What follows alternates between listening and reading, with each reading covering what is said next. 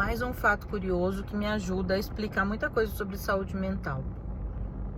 Eu fui a uma consulta médica ontem e a médica, no meio da conversa, me disse que tem uma filha autista de 19 anos, que a primeira vez que ela falou foi com um cavalo, não foi nem com a mãe.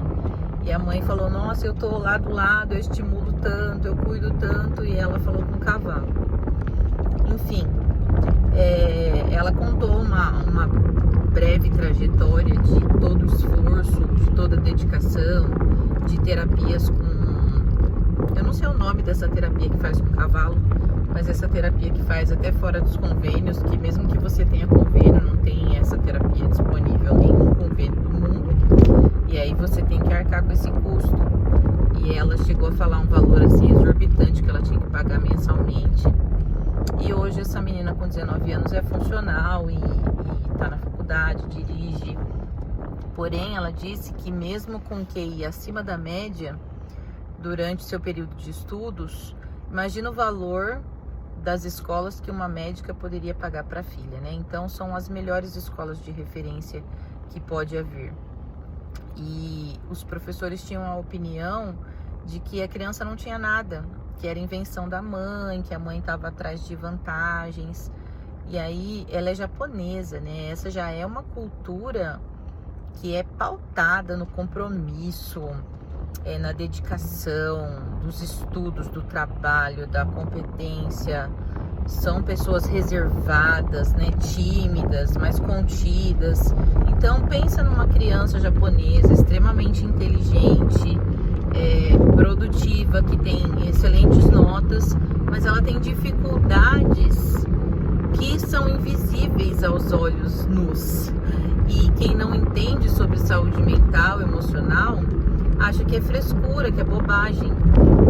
Então, a pessoa aprende, principalmente meninas autistas, aprende a mascarar todos aqueles sentimentos, aquelas sensações, tudo que ela tem de dificuldade para conseguir viver em sociedade, se aceita minimamente, né? E no final, isso vai virando outras comorbidades, como depressão, ansiedade, enfim. Tá aí o caso mais recente que tá explodido aí na mídia sobre o menino esquizofrênico que pulou na jaula da leoa e terminou morto. Falar sobre saúde emocional é uma pauta para ontem. E aí quem tem uma médica, né, que se dedica tanto, igual ela falou, se eu tivesse com os meus filhos, eu não poderia trabalhar e não poderia proporcionar o que eu proporcionei. Se eu tivesse trabalhando, como foi a minha opção, eu proporcionei tudo que eu pude para impulsionar o desenvolvimento deles e não estive com eles, presente com eles lá o tempo todo, porque é muita ausência para conseguir dar conta.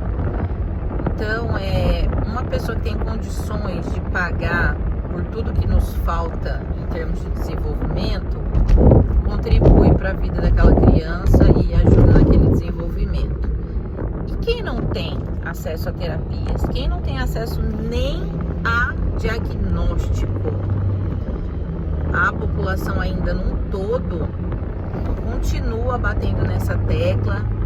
Falar sobre saúde mental é moda, que autismo é moda, que se por acaso você começa a perceber os atrasos no desenvolvimento e você começa a tornar isso evidente, você começa a mostrar isso, conversar com as famílias, conversar com os setores sobre aqueles atrasos e sobre o que a gente pode fazer para resolver, para ajudar aquela criança, aquela família, você começa a ser mal visto. Você começa a ser taxado como a pessoa que enxerga coisa onde não tem, que quer patologizar a infância. Nós já recebemos, inclusive, um alerta, vários alertas, né? Mas sobre essa patologização da infância. Não é tornar tudo uma doença. É observar o que é transtorno, o que é possível de ser moldado, de ser melhorado, de ser ajustado, de ser guiado através da educação e da saúde. Porque para que existe o avanço da ciência, a tecnologia, tanto conhecimento disponível na humanidade, se não for para a gente investir isso em nós mesmos? Então, para que existe uma sociedade que fala sobre educação,